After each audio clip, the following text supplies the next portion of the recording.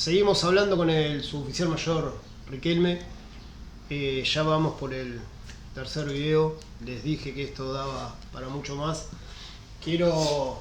La verdad es que quiero saber, quiero que Bruno me cuente, quiero que Bruno les cuente los momentos que uno vive dentro del servicio penitenciario. Porque realmente los que sentimos, como hablábamos en el video anterior, la vocación de ser suboficiales, de saber que el suboficial es la columna vertebral de cualquier institución armada, tenemos nuestros excelentes momentos y nuestros peores momentos, como por ahí como cualquiera en una carrera, ya sea dentro de una fuerza armada o en una fábrica civil, pero los nuestros son especialmente particulares por ahí, por el tema que venimos tratando, que son esos momentos de estrés, esos momentos de mucha tensión, esos momentos donde por ahí en nuestra salud también se produce un quiebre. Nos ha pasado a todos, es algo muy común dentro del servicio penitenciario, y quiero que Bruno nos cuente cuáles fueron sus mejores y sus peores momentos dentro de la institución. Bruno, por favor. Bueno, sí, continuando un poquito con el tema de mi historia en la trayectoria institucional, yo digo, mis mejores momentos fueron de capacitación, Mauro, y de justamente el personal superior. Tuve la suerte de que todos los que me comandaron, estoy hablando de personal superior, en su gran mayoría siempre confiaron en la capacidad que yo tenía para poder llevar a cabo la tarea que ellos me asignaban. Y los buenos momentos dentro del servicio fue cuando pude capacitarme, realizar las capacitaciones, llevarlas todas a cabo, finalizarlas, que eso me daba mucha satisfacción personal, ¿no? Y sobre esa capacitación hacer justamente instruir, capacitar o brindar academia, como dicen dentro del servicio, y también eso para mí fue algo muy bueno, que lo recuerdo. Hay muchas camadas, muchas promociones que a mí me recuerdan justamente. Sí, por ser instructor, por estar dentro del cuadro de instructores. Siempre capacitando de cada promoción. A los turnos, a las guardias salientes y demás, dentro de lo que uno más o menos se iba capacitando. Eso sería lo bueno de lo que fue el servicio penitenciario, y que eso lo guardo, lo añoro, lo tengo ahí como un buen recuerdo que me hizo a mí ser el funcionario que fui, ¿no? Lo malo, Mauro, que yo creo que hubo un quiebre en mi trayectoria institucional, fue en el motín del 2005. Hace poquito se cumplió el 16. Claro, aclaremos, claro, exactamente, el 16 se cumplieron 20 años. 20 años de lo que le llaman... Aclaremos que muchos le llaman incendio, ¿sí? La masacre, de la unidad 28, pero no... Claro, no, si vamos a decir que fue un incendio con un posterior motín. Exactamente, porque así fue como sucedió realmente. Arrancó con una pelea, bueno, ya eso más o menos ya todo el mundo por ahí capaz que lo sabe, una pelea entre dos por diferencia de ellos, un incendio en un pabellón que no se dejó ingresar al personal, y bueno, de eso desató que toda la cárcel estallara, rompieran candados y arrancó un motín. En ese momento nosotros, yo con el equipo que estaba de servicio, habíamos hecho el cierre, yo me había retirado de Franco, yo y dos más, que se nos llamó enseguida, me pasaron a buscar y habremos llegado, de que arrancó el inicio, ¿no? Habremos llegado a los 30 minutos más o menos, ¿de acuerdo? A la llamada, al plan de llamadas que habían en ese momento. Llegamos, bueno, fue el inicio, en realidad, el inicio posterior a eso. Y esa noche, bueno, yo a raíz de eso tuve un proceso judicial y administrativo, que repercutió en mi trayectoria. Yo era cabo primero, quedé planchado dos años, cuando toda la promoción mía Sí, expliquemos que ascendía. quedar planchado en la jerga que se manejan en las Fuerzas Armadas o de seguridad, quedar planchado es que tu jefatura no te permite ascender en término por el proceso por el que se está atravesando. Exactamente, estaba en pleno periodo de investigación, me subieron a un sumario administrativo, no estaba encuadrado para una destitución del servicio, más un proceso civil, judicial, civil. Penal. Sí. Cuando yo entro en el proceso penal, rápidamente veo un abogado muy brillante, lúcido, el abogado que en su momento me pareció que era un sinvergüenza. ¿El servicio te apoyó en eso? No. Ahí yo, déjame terminar esto porque ahí voy a hacer un énfasis respecto a ese tema. El abogado costeó los gastos yo y mi familia de ese momento. Fue mucha plata, Mauro, mucha plata. Me imagino, no es nada barato. Aparte por el miedo, era una cuestión, habían 33 personas en condiciones de encierros que habían perecido. Se buscaban responsables uniformados, políticos ninguno. Sí, esa te interrumpo un segundo, esa es una muy buena aclaración porque yo recuerdo dos cosas, no sé si vos lo recordás, yo tengo la mala suerte de tener muchísima memoria, de que cuando se nos toma declaración a los que participamos, yo fui con vos a declarar, fui en tu auto, fuimos juntos a declarar. Mirá, declaramos recuerdo. En un edificio en Diagonal 80, en una especie de torre, en una oficina, en un piso que estaba vacío. Había solamente una oficina con 3 personas, 2 de traje, que recuerdo haber visto que uno de ellos estaba armado, y el escribiente que nos tomó la primer declaración. Recuerdo que primero fuiste vos, después no recuerdo quién era el otro, porque no fue con nosotros, no recuerdo quién era. Estaba en ese entonces tu esposa también, que te había acompañado. Quedo solo yo con tu esposa, vos pasaste primero, tardaste un montón, después fui yo, me vinieron a buscar en realidad uno de estos señores y ahí me doy cuenta que estaba de traje pero tenía un arma, nunca se presentó, nunca me dijo quién era. Declaro yo y me dicen que me podía retirar. Cuando bajo, bueno, vos estabas abajo, estaba todo bien, no había pasado nada. Y en el juicio soy citado para declarar en el juicio. Ajá. Y cuando me toca declarar a mí, viene alguien y me dice que la parte querellante había desistido de mi declaración. Me devolvieron el DNI y me mandaron a mi casa. Perfecto. ¿Eso qué año, Mauro? Hicieron eso, fue 2007, al principio del juicio, sí. Eso lo hicieron porque creo yo que en mi declaración di mucho detalle de lo que había pasado esa noche, y haciendo mención a la realidad que fue que el personal penitenciario luchó en ese incendio codo a codo con los internos para salvar la vida de todos.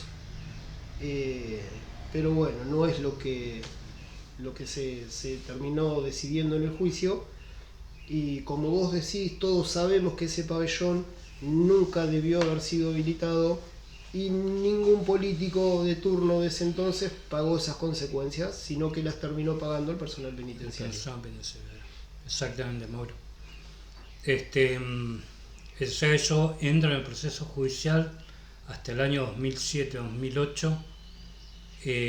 Yo con una exhibición de prisión encima, que a mí esa exhibición de prisión que me la consigue mi abogado, en los primeros que fueron detenidos, nuestros camaradas. Yo no voy detenido porque yo tenía la exhibición de prisión porque mi abogado astuto, técnicamente estaba un paso más adelante. Yo andaba con una exhibición de prisión que me salió fortuna, que yo en ese momento tenía un odio, y después cuando hubieron el tema de las detenciones, para mí era un genio el hombre. Y sí, De una situación pasé a la otra, ¿no? En el 2007 quedo afuera, sigo luchando con el tema del sumario administrativo y recién en el 2009 nuevamente ingreso, que se abre nuevamente la causa, ingreso nuevamente en la causa, pues yo, Mauro, estas cuestiones que lo dije cuando fui a declarar en el último juicio, tenemos todo derecho humano, estaban los camaradas acá y estaba el tribunal enfrente. A mí se me nombraba en muchos lugares de la unidad esa noche. Y acá voy a hablar un poco de la preparación y de la formación de nuestros superiores. De cómo yo vi esa noche y cómo yo perdí el respeto. O sea, el respeto total sin entrar en ningún tipo de sublevación luego yo. Sí, Bueno, sí, para sí, mí el jefe era jefe, es un pero poco de lo que todos vimos. viste, pero nada más. Pero vi la incapacidad que había, porque yo creo que las decisiones más importantes de esa noche las tomé yo. De cortar el agua, de cortar la luz de los módulos, de cortar el gas, sacar toda la cartuchería posible, comandar al equipo táctico que estaba ahí, que en ese momento era el Galgo y Diego, de acomodarlos a como yo consideraba que podíamos Sí, empezar a frenar lo que se estaba viendo. frenar, porque esa casa podría haber sido un desastre. Cuando yo salgo, te recuerdo en una oportunidad que salgo, que veo una horda humana que venía, que era la visita. Estamos hablando de víspera del Día de la Madre. Sí. Estaban todas afuera, venían todas así, totalmente entendible por la situación que se estaban atravesando, y había un solo suboficial ahí en la Guardia Principal. En la Guardia porque Principal, no había, ¿sí? claro, porque no había personal. Y estaba así y no sabía qué hacer. Yo me acuerdo que rompieron todos los vidrios, yo buscando un candado para colocar, que ahí donde Roma queda afuera, que quedó liberada. Sí. Y a su suerte, sí. yo dije, ¿Es la unidad o huella, no había mucho más decisiones para que elegir. se tienen que tomar con En la el cabeza instante, fría y son siendo lo más segundos, profesional posible? son segundos, Mauro. Y yo después de ver todas esas cuestiones, digo,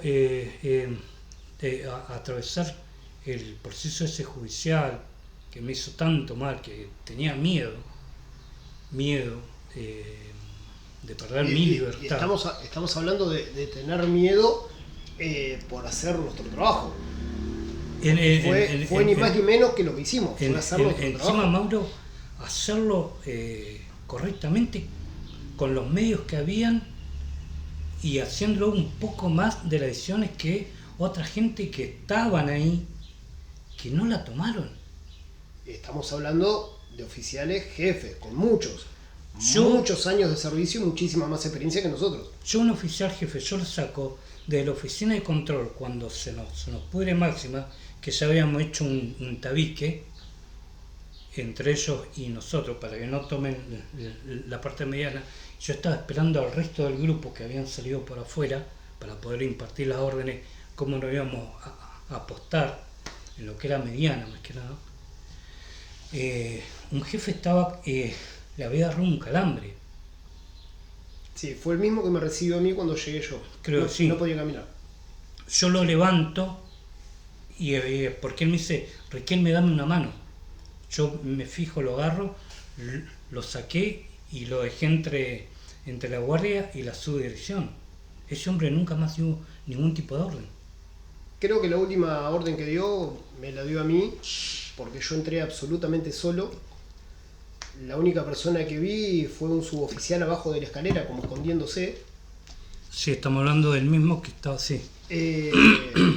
Lo veo a este jefe y como era el jefe le pregunto a él qué pasaba. Claro. Y me dijo, Córdoba, la cárcel se pudrió, agarrá tu escopeta y tu equipo y entrá porque te necesitan. Y eso fue lo que hice. Claro. Entré absolutamente solo. Esto lo conté, lo declaré, está en mi declaración. Cuando yo abro la puerta de ingreso al sector penal, me encuentro con unas 20 personas internos que venían corriendo hacia afuera. Claro, Obviamente pensé que era una fuga, así que levanté mi escopeta, les apunté para impedir que se fugaran. Y uno de ellos me dice: espere, encargado, que estamos sacando un herido. Y doblan para sanidad. Ahí paso, ingreso al sector penal y veo que sanidad era un mundo de gente, había muchísimos heridos. Y cuando llego a control me encuentro con otro suboficial solo, un chico muy joven que hacía muy poquito había entrado, muy asustado, muy asustado. Le pregunto a él qué pasaba, de qué lado era el mayor problema. Es él el que me dice que se había prendido fuego un módulo, pero me pide ayuda porque en la cancha que nosotros le llamábamos picnic, la cancha de básquet, tenía 40 internos aproximadamente, sin ningún tipo de seguridad, y el miedo de él era que tomaran el control esos internos. Cuando me acerco al lugar, explota un vidrio delante mío, y esos 40 internos logran salir del picnic, se van al pasillo central y les pido que depongan la actitud, que se queden donde estaban, y uno de ellos me dice: somos 40 contra vos solo, ¿qué vas a hacer? Usando la lógica, dije: listo, sigan su camino, no vengan hacia nuestro lado. Se fueron hacia Máxima, y lo único que le dije a este joven suboficial, que estoy completamente seguro de que está más que agradecido de lo que le dije, porque cada vez que lo cruzo hoy en la calle, se sonríe, se le cae una lágrima, me abraza o me dice: hola Mauri, ¿cómo estás? Lo único que le dije fue: salí de acá porque vas a quedar de rehén. Le dije: poné un candado en esta reja, que era la reja que daba Máxima, poné un candado en esta reja y salí porque te vas a quedar de rehén. Y me fui hacia el sector del módulo y ahí tomé contacto con el resto del equipo y bueno, me quedé trabajando con ellos.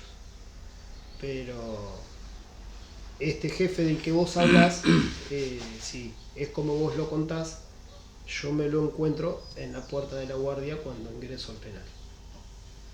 Bien, Mauro, viste, cada uno tiene vivencia. Yo, por ejemplo, la otra charlaba con los dos operadores estos que estuvimos en la parte de Máxima cuando se empezaron a salir los internos, y cada uno tiene, a pesar que los tres estuvimos ahí en el sector, que empezamos a retroceder a medida que se iban, tenemos vivencias diferentes A pesar de haber estado es en el mismo lugar. Es increíble, Sí. y íbamos formados los tres retrocediendo porque era insostenible. Y en una, esto lo charlamos hará 4 o 5 años atrás, porque hubo muchos años, Mauro, que yo este tema, digo de mi parte, nunca lo charlé con nadie, absolutamente con nadie. No quería ver imágenes, no quería ver noticias, porque me hacía mal, porque me hacía dar palpitaciones, ¿viste? Bueno, como para finalizar esta parte, en el 2008-2009 ingreso nuevamente, que se reabre la causa, y en el 2012 me llaman, me citan del juzgado. Cuando concurro para allá, yo ya estaba separado, hablo con la madre de mi hijo, digo que voy a concurrir allá, no sabía ¿A qué? cuál ¿Qué era. iba a pasar en realidad? Claro. Y me acuerdo que me llevé mi bolsito con ropa, me hago. Sí, uno... hablé con mi hijo que me acompañó, que yo le dije que él se quede en el auto, le di la llave del auto, le dije: bueno, si no salgo para tal hora, pasó lo que... claro, lo peor. encárgatelo de los animales. Yo, bueno, estuve ahí en el debate de yo, y por allá cuando termino de declarar y demás, el tribunal me dice, bueno, retírese, una sala ahí, había un comisario, me acuerdo, charla va, charla viene, yo por allá me hice a ver que me venga. Me entrega el DNI, cuando me entregan el DNI y me hacen firmar una planilla. Con la absolución quedás, te vuelve el alma al cuerpo. ¿Sabes, Mauro? Yo recuerdo tan bien ese día porque sabes que salí y no podía, cuando bajé la escalera de ese juzgado, no podía respirar. Era una sensación de muerte. No podía respirar, se me había cerrado todo, todo. No podía respirar. Hasta que me quedé, me agaché sobre la calle, ahí sobre 7, me agaché y por allá empecé a respirar y empecé a llorar, loco. Lloraba y no. ¿Viste? Te entiendo, camarada. Perdone, pero esto es así. Años, es muy. Años, Mauro, viste, porque si uno supiera, Mauro, y esto voy a traer a colación con lo de mi viejo, si alguna vez yo me excedí en algo, gustosamente pagaría cualquier tipo de culpa, gustosamente, pero sé que lo voy a traer a colación con lo de mi viejo cuando yo me paso del ejército al servicio penitenciario. En las charlas que yo tuve con mi padre en Neuquén, él me recordó su época de presidiario y él me pidió un favor. ¿Cómo me debía comportar como hombre? Y yo, Mauro, en toda mi trayectoria, yo siempre recordé eso. El trato firme, pero digno. Jamás, porque uno siempre estaba al límite de todo. Siempre. Eso, Brunito, siempre. Lo expliqué en uno de los videos anteriores. Nosotros estamos vistos como... Disculpa, Mauro, pero sí, por favor. Son cuestiones, viste, que me emocionan porque uno dice, no, ya pasó y demás. Yo creo que son esos años que te quedan de por vida, loco. Sí. Es así. Yo recuerdo a un jefe que me dijo, nosotros no somos ni jueces ni verdugos. El trabajo se tiene que hacer bien y como vos lo dijiste, es un trato firme pero digno. Nosotros para la gente somos represores, para la gente somos golpeadores de presos y en realidad lo único que hacemos es arriesgar la vida. Hacíamos, bueno, porque estamos retirados, pero lo único que hacíamos era arriesgar nuestras vidas todo el tiempo para salvar la de los internos. Y eso también pasó el día del incendio y posterior motín de la Unidad 28. Es increíble, realmente increíble, y lo decimos dos personas que estuvimos ese día ahí. Él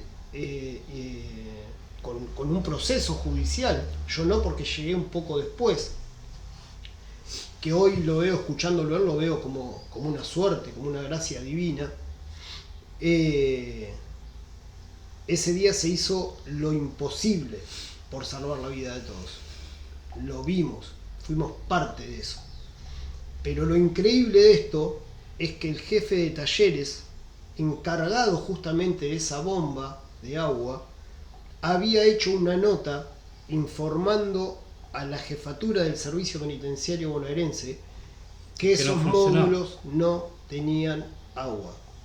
Y sin embargo, la gobernación de la provincia de Buenos Aires habilitó los módulos igual, sabiendo que la red de incendio no funcionaba.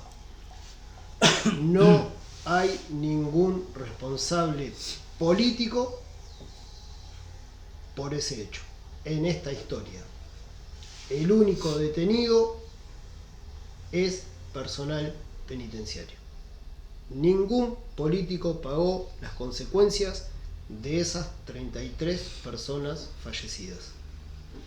Una verdadera injusticia que solo pasa en este país. Lamentable.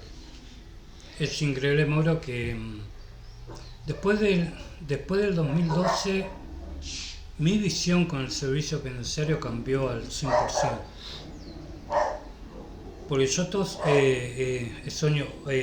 yo al servicio yo le brindé mi juventud, mi fuerza, cuando mi conocimiento que tenía, siempre en pos del servicio, de que salga todo correctamente, que funcione todo correctamente. Y uno hizo siempre un poco más de lo que el servicio requería. Siempre. Eso hizo que días fuera de la familia, de perderse cantidad de cuestiones, pero que eso creo que le pasa a la gran mayoría de los penitenciarios. Pero sumado a eso tengo un extra, la cantidad de plata en préstamo y cómo me tuve que sacar cuestiones para poder defenderme. Que en ese momento, por una cuestión de desidia, de omisión, de inoperancia, de inútiles... Y déjame aclarar algo. Aclarar no, es para que la gente lo sepa. El círculo de oficiales del servicio penitenciario tiene atención, ¿sí?, y asesoramiento judicial para todos los oficiales del servicio penitenciario bonaerense. Es decir que cuando un oficial tiene un inconveniente administrativo, puede requerir de forma gratuita, solo por ser socio del círculo de oficiales, al asesoramiento de un abogado. Nosotros, los suboficiales, muy lejos estamos de tener las mismas condiciones o beneficios que tiene un oficial. Con respecto a eso, Bruno, te quiero preguntar, porque es algo que charlamos muy seguido entre otros camaradas, con otros camaradas. Hoy decíamos que el suboficial en el ejército es la columna vertebral de la institución. Por parte de tus superiores, ¿has sentido que ellos piensen exactamente lo mismo? ¿Que el suboficial del servicio penitenciario es la columna vertebral del servicio penitenciario? No, solamente lo ven como un empleado, como alguien que está ahí para cubrir un puesto. Después, si está capacitado, si renquea, si le falta un ojo, sí, 3 dedos, eso no importa. Mientras esté ahí, eso poco interesa. Bueno, yo Mauro, retomando, yo me doy cuenta, y ya librado totalmente de todo, después del 2012, yo me doy cuenta de todas esas cuestiones, ¿viste? Y luego hasta mi retiro, más allá que continué haciendo las cosas como debía, pero no le entregué un minuto más de mi vida al servicio. Hice lo justo y necesario. El sistema me ganó. Triste, lamentable, pero el sistema me ganó. Y eso yo lo empecé a ver ya con ventas totalmente fuera, porque yo dije, ahora sí, estoy bien que yo, y yo veía que mis pares seguían ascendiendo, yo estaba atrasado, que esto significa plata. En el servicio no tenía incentivo, no hay incentivo salarial, no hay incentivo de poder progresar en tu trayectoria. Si la jerarquía te llega exactamente igual, y si no te comprometes, mucho mejor, te llega exactamente igual. ¿Viste? No hay cursos no hay exigencias. Con que vayas, después si te falta una pierna, vaya a un extremo, que te falte media cara, eso no importa. Mientras vos vayas, cumplas lo básico de empleado, listo. Alcance y sobra. Cada 3 años ascendés. Es muy triste, no pasa nada. Porque yo lo contaba también en videos anteriores, hombres como vos, como yo, que siempre trabajamos a un 110%, Yo contaba una anécdota los otros días en un video anterior, que hoy, estando retirado y con más tiempo, uno por ahí está facebookeando, y en los recuerdos de Facebook siempre me aparecen los cumpleaños de mis hijos, el cumpleaños de mi esposa, el mío, y casi siempre estuve trabajando. Casi siempre sí. Y siempre pensando, hablando de la importancia de sentirse suboficial y de tratar de ser un ejemplo para los subalternos. Uno no faltaba, uno hacía un cambio de guardia, no sacaba una carpeta porque era tu guardia, porque tenías que estar con tus hombres, tenías que comandar a tus hombres. No podías faltar por un cumpleaños. Era una exigencia moral que uno tenía. Exactamente, y hoy, estando fuera, o en mis últimos 2 años que estuve fuera de la parte táctica dentro de la institución, me di cuenta de lo mismo que te diste cuenta vos, de que el servicio es completamente distinto a esa burbuja en la que nos metemos nosotros, de la responsabilidad como suboficial, de la responsabilidad como encargado de un equipo, con la responsabilidad de educar, con la responsabilidad de instruir, y que al resto no le importe. Y como vos decís, el suboficial que menos hace es probable que ascienda más veces que vos, hasta que termine siendo más antiguo que vos, que tenés un sumario administrativo y no ascendés durante 4 o 5 años, porque ni siquiera se apuran en resolver la parte administrativa. Estamos desde ese punto completamente solos. Como vos lo dijiste, poniendo plata, sacando préstamos, teniendo que trabajar fuera de la institución porque el sueldo no alcanza. Todos hablan de las huelgas policiales, de que la negación a tener un sindicato. Nosotros no nos quejamos. Créanme que pase lo que pase, las cárceles no se cierran. Ustedes imagínense lo que pasaría si una cárcel se cierra, si el personal va hoy a no trabajar. Les he contado en videos anteriores que una cárcel más o menos grande tiene una población de 1.300 internos, y de ahí para arriba. Imagínense si nosotros no trabajamos, lo que podría pasar en la provincia de Buenos Aires, porque es una realidad. No solamente el problema sería con los internos, sino que también sería con sus familiares. Y imagínense la magnitud de lo que podría pasar si nosotros hoy dijésemos: no vamos a trabajar, queremos un aumento, no vamos a trabajar hoy. Imagínense realmente lo que podría pasar. Bruno. Mauro, como para finalizar, ¿sabes qué? ¿Sabes lo que a mí apuró mi retiro? 2 situaciones. Una, increíble, que yo dije: no, basta.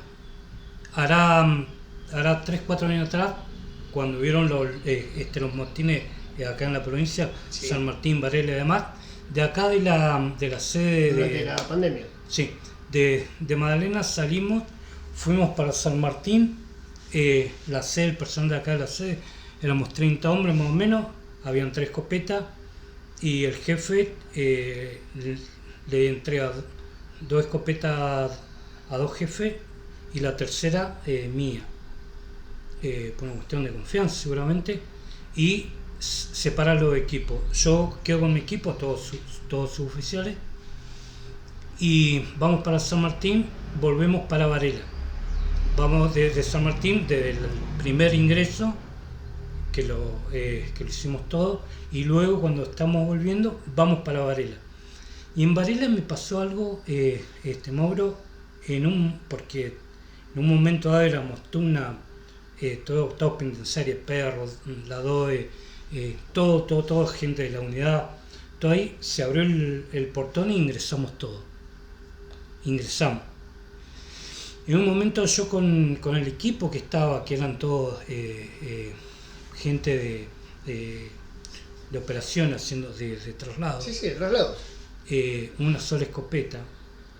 Ingresamos así, yo me voy por una esquina de allá y no sé en qué momento quedan dos camaradas míos y yo. Y estaba Varela se había explotado. Eran, no sé, las 3 de la tarde más o menos. Y veo que internos empiezan a salir de todos lados. Claro, la masa había ingresado por el acceso y habían salido todo así, en abanico. Pero eso no se había charlado, nada. Otro grupo salió hasta acá. Yo parece que a apurar el paso, no sé, quedamos en una esquina. No quedamos de rehén porque no quisieron.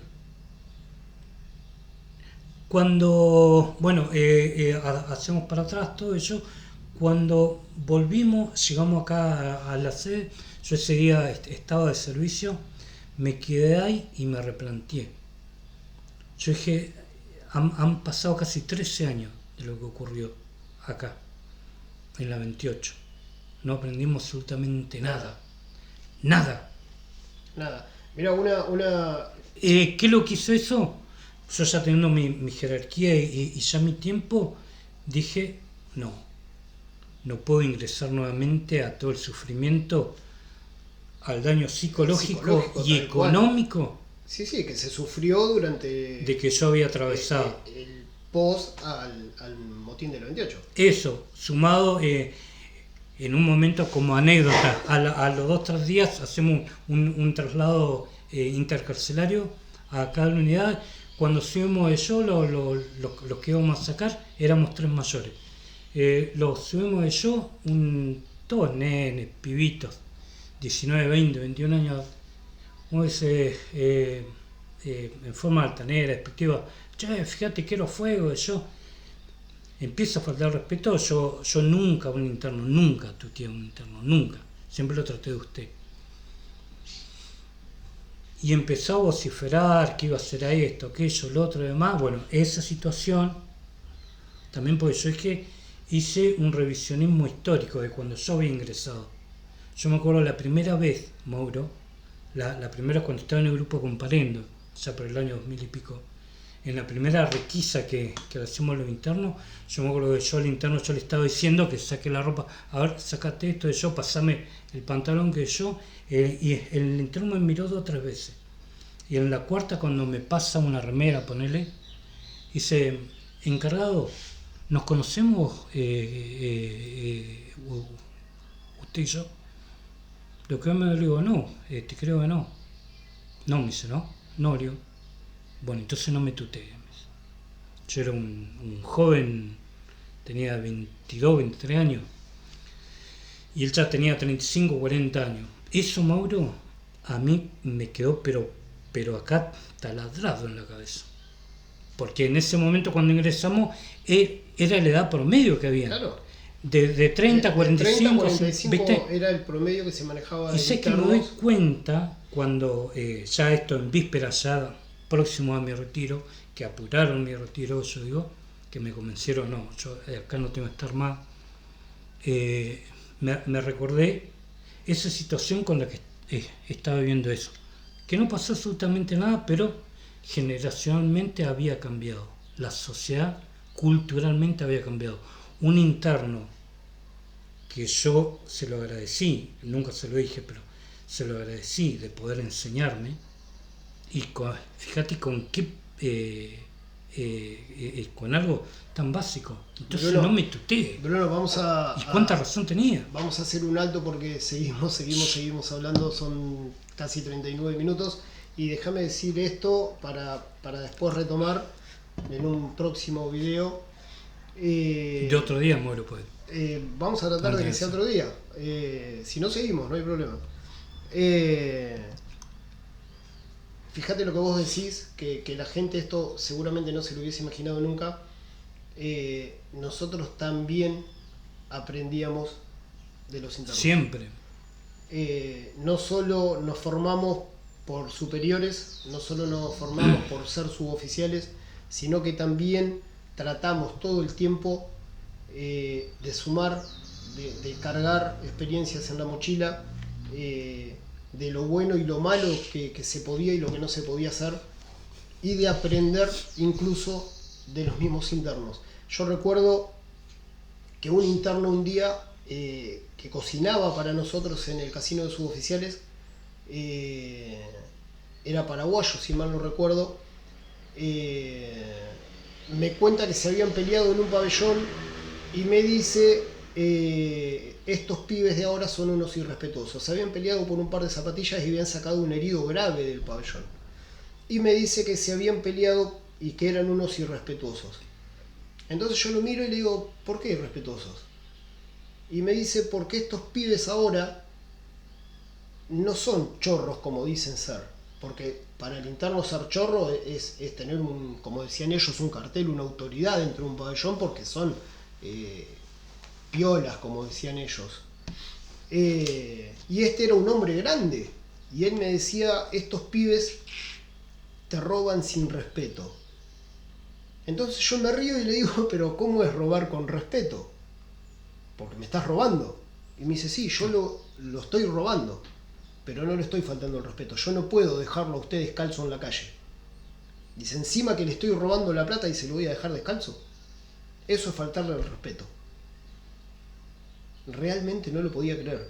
Pero estamos hablando de la mentalidad. Esto fue aproximadamente mediados del 99. Claro. Y este hombre tendría unos 50 años. Es decir, que ya venía de hace mucho tiempo robando, pero con una mentalidad diferente, en una sociedad diferente.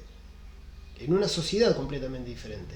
La sociedad de hoy te deja desnudo en la calle. Como para finalizar, Mauro, una vez saco de traslado a Mario Vitete Sellane, el hombre... Sí, el hombre del robo del siglo. Sí, la primera vez que nos vemos yo pido ir a hablar con él, yo y él, y sabes que en el trato que tenemos, muy cordial, siempre en base al respeto, sabiendo lo que había que hacer, yo le informo dónde íbamos a ir, que yo que era lo que íbamos a hacer, le hago la requisa rutinaria y demás, les pongo que la idea era ir, volver, punto, y que íbamos a ir, íbamos a volver a como sea. Porque él tenía muchos problemas, tanto con la policía, porque tengamos en cuenta que lo dejó en ridículo al grupo Halcón, había mucha bronca. Y él, después que terminamos de hablar, fuimos yo, en el cuarto movimiento que hacemos con él, él cuando se iba a retirar para el pabellón me dice don Riquelme, porque algo obvio, me dice, don Riquelme, ¿te le puedo decir algo?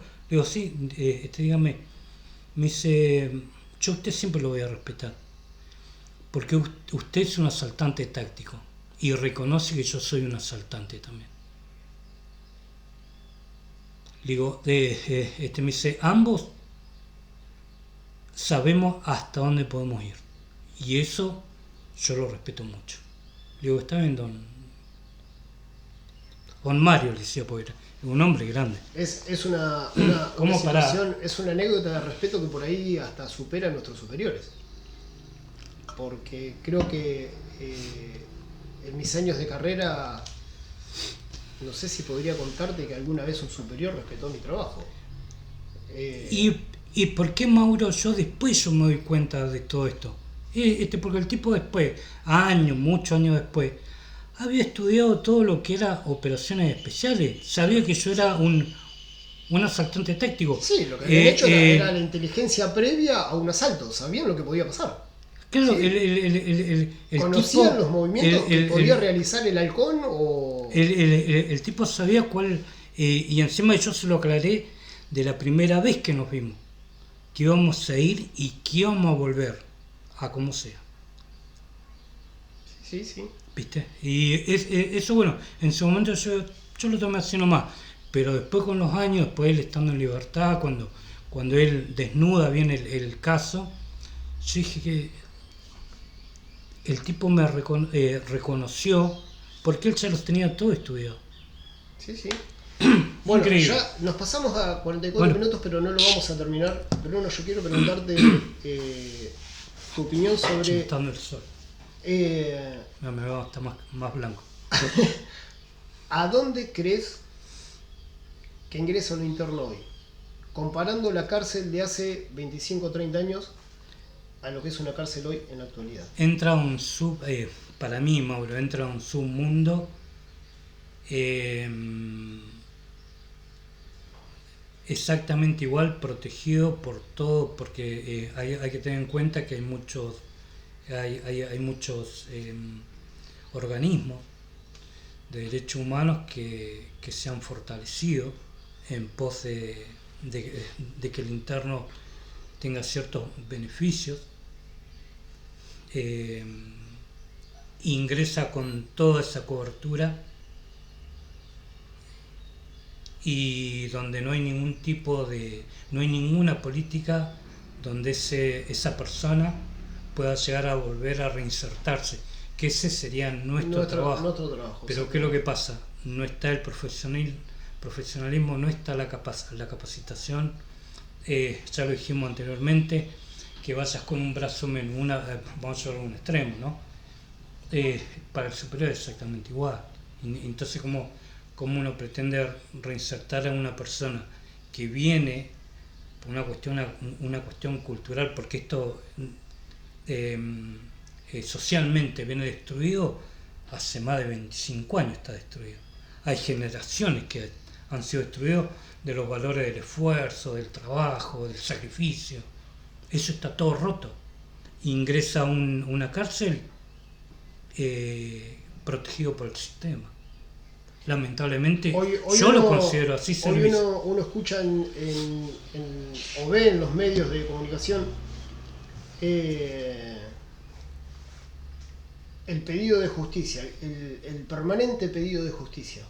Y cuando queremos... Vení, correte un poquito más acá porque tengo la luz en la cara y si cortamos el video hacemos otro y nos vamos a ir a las 10 de la noche. Uno ve que los familiares en todos los casos que se pueden ver en televisión, en todos los hechos, uno pide justicia, pide la detención inmediata, pide que no salgan más. A eso va mi pregunta. ¿Realmente la Constitución Nacional dice que las cárceles deben ser sanas y limpias y que no deben ser un centro de castigo, de tortura, sino que deben ser un lugar para la reinserción? Déjenme contarles que los medios no existen, que la capacidad de una cárcel para reinsertar a más de 1.300 personas no existe. Lo vemos ahora en un caso muy muy mediático, lo vi hoy creo a la mañana, el caso de Morena Rial, donde decían que estaba en la celda y fue detenida hace unos días y seguía trabajando en los casinos virtuales con su celular. Para las personas que piden justicia por crímenes aún mayores, vamos a hablar de los rugbyer, por el caso de Fernando Báez Sosa y de tantos otros más. Pedimos cadenas perpetuas, pedimos la mayor pena posible, creyendo de que esas personas se pueden arrepentir, la van a pasar mal, se van a sentir mal, no pasarla mal, se van a sentir mal, van a pedir solos reinsertarse y nosotros sabemos que eso no pasa. Eso no sucede, Mauro.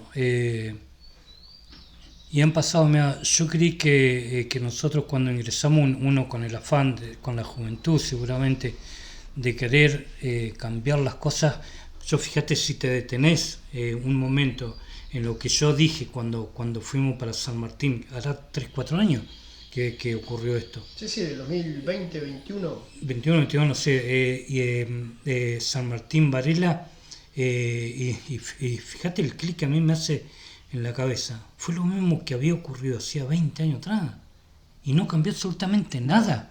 Nada. Lo dije también en videos anteriores, que el servicio penitenciario va para atrás. Porque no hay una evolución, no hay una evolución.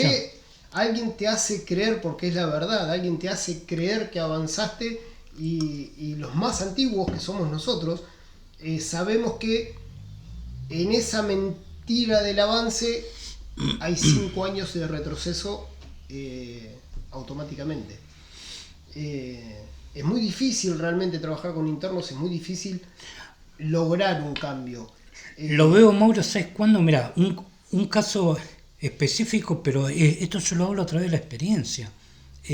Un micro, 25 internos. Cuando ingresé yo, 5 custodias. 20 años después, un micro, 25 internos, 3, 4 custodias. No cambió exactamente nada. Nada, absolutamente nada. Absolutamente nada. Nada, para la opinión pública, o cuando un político habla, o un jefe, que tampoco le interesa al personal, porque no le interesa. Lo vemos ahora, y esto no es una cuestión política, esto es una cuestión institucional. Porque han pasado varios gobiernos. A ver, acá no hay un signo si hay algo que no vamos político. Tal cual, si hay algo que no vamos a hacer, es incursionar en la política. Pero sí escuchamos hablar hoy a la ministra Patricia Bullrich sobre las cárceles federales. Está bien, el gobierno provincial no va de la mano con el gobierno nacional, pero el gobierno provincial descree o ignora por completo lo que pasa dentro del servicio penitenciario bonaerense. No es un tema a tratar, no es algo de importancia en absoluto.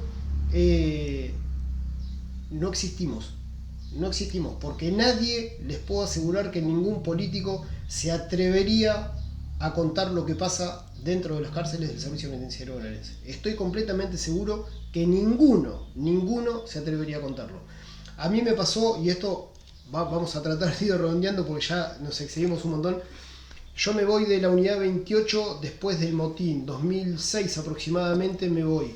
Tuve varios traslados, me fui a La Plata. Cuando vuelvo, muchos años después, volví en el 2020 me parece, 2020, los agujeros del techo que se habían hecho durante el motín todavía estaban. Había un sector en el pasillo completamente sin techo, que cada vez que llovía se inundaba todo el pasillo y el personal para pasar por ahí se tenía que poner un equipo de agua. Dentro de la cárcel, y eran los mismos agujeros que se habían hecho durante el motín. Años después seguían estando. La cárcel nunca se reparó.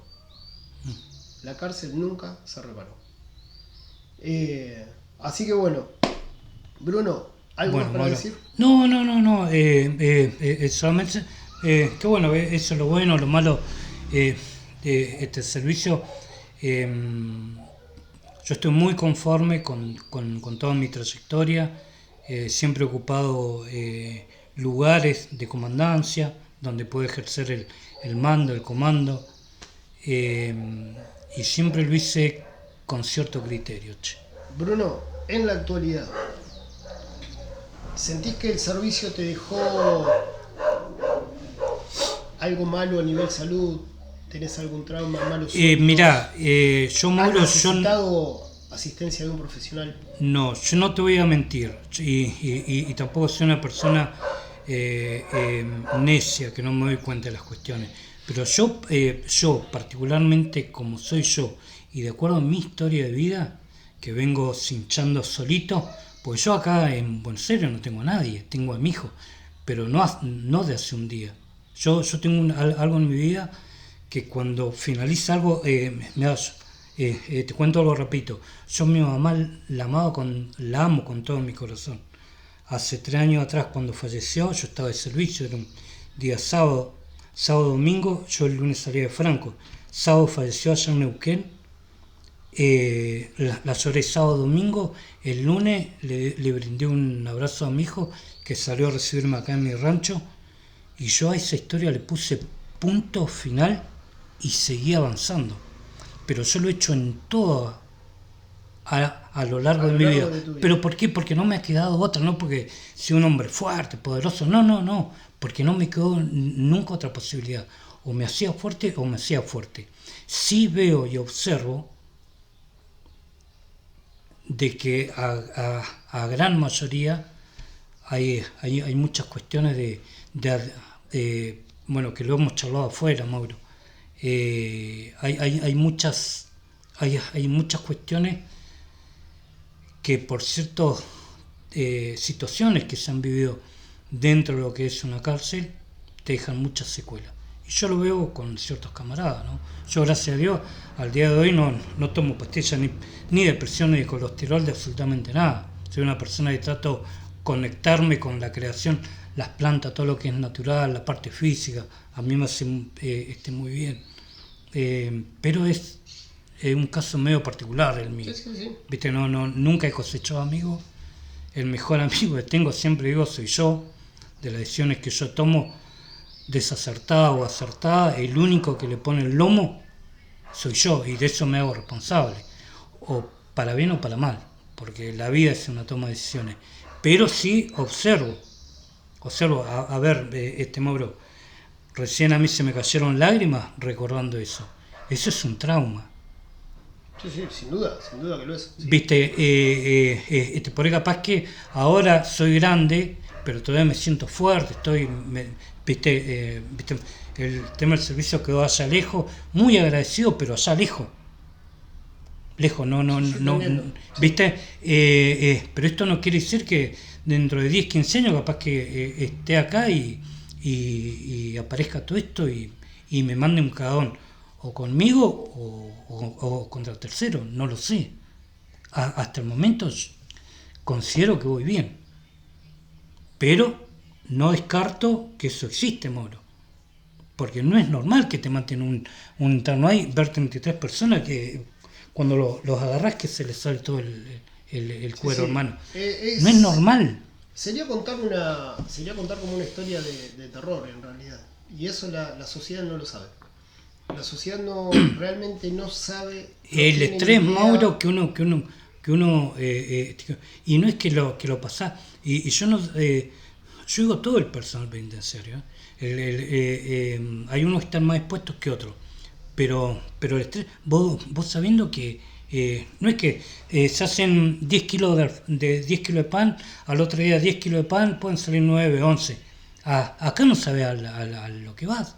Está siempre en alerta. Eso te genera cierto... Sí, a largo plazo genera un daño. El famoso estrés postraumático. Que creo que es de lo que venimos creo hablando. yo, Mauro, yo te vuelvo a repetir, yo no soy una persona necia, pero yo en eso creo y lo sé, y en mis horas largas de soledad que a veces tengo, en mis tiempos que tengo conmigo mismo, yo hay cuestiones que cuando las recuerdo me hacen mal y las guardo. ¿Cuándo irán a salir? No sé. Te hago una pregunta, Bruno. ¿Vos crees que si hoy llegasen a sacar los celulares de las cárceles de la provincia de Buenos Aires, qué pensás que pasaría? Y se armaría terrible motines en toda la provincia, porque fue una medida que podemos estar de acuerdo o no, pero que te vuelvo a repetir, para mí fue una medida que en ese momento, dentro del contexto de encierro que había ahí, fue totalmente acertada, pero ya quedó como un derecho adquirido. Tal cual, se olvidaron de la ilegalidad de un celular dentro de una cárcel. Viste, yo creo que todo lo que sea para mejor del interno y del personal, porque esto repercute directamente en el personal. En el personal, sin duda, es en los únicos que repercute. Yo creo que si es una medida favorable, tiene que ser llevada a cabo. Hoy por hoy creo que es imposible sacarlo. Es toda una consideración mía. Sin tampoco entrar mucho en profundidad, ¿no? No, tal cual. Yo creo que no sé si sería imposible, porque imposible no lo es. Lo que sí sería es muy peligroso. Y no sé si cualquier gobierno, ya sea el actual, provincial o nacional, tendría el valor de hacerlo. El tema es el costo político, que ¿quién lo paga? Exactamente. Yo pienso mucho en el motín, ¿sí?, del 2005, las consecuencias las pagó el personal. Sí. si llegasen a sacar los celulares, el aburrimiento, la falta de actividad, el encierro en una superpoblación, 5 hombres en un espacio de 3x2, Sí, sí, sí. genera conflicto. Un ocio totalmente, ¿viste? Y esos conflictos en una cárcel terminan en muertes. Esos conflictos terminan en motines. Y esos conflictos los sufre únicamente el personal. Bruno, un placer hablar con vos. Te agradezco muchísimo. No, gracias a vos. Esto siempre está pensado para el bien de la institución, para que los jóvenes suboficiales que quedaron se sientan verdaderamente suboficiales, que entiendan la importancia que tienen en cada lugar, que sepan que estando en la muralla, como le decimos nosotros, 3, 4, 12 horas como suele pasar y a veces más, es tan importante como la persona que está en una oficina o como la persona que está en un pabellón solo asistiendo a más de 90, 100 internos que molestan todo el tiempo, que te llaman todo el tiempo, que hay que alcanzarles agua, que hay que llevarles, sacarlos a sanidad, darles ducha, darles patio, y que genera estrés, que genera problemas a corto o largo plazo, pero lo termina haciendo. Es lo que decíamos hoy, el suboficial es la columna vertebral del servicio penitenciario. El que es suboficial siéntase orgulloso de ser suboficial, porque vale la pena llegar a suboficial mayor y saber que te estás retirando con la última jerarquía y con lo que es más importante, el deber cumplido. Bruno, muchísimas gracias. Gracias, Mauro, a vos. Muchísimas gracias a ustedes por Muy estar amable, ahí. camarada. Perdón porque excedimos la hora por 2 minutos, así que miren el video igual, que vale la pena mirarlo. Muchas gracias a todos, nos vemos la próxima.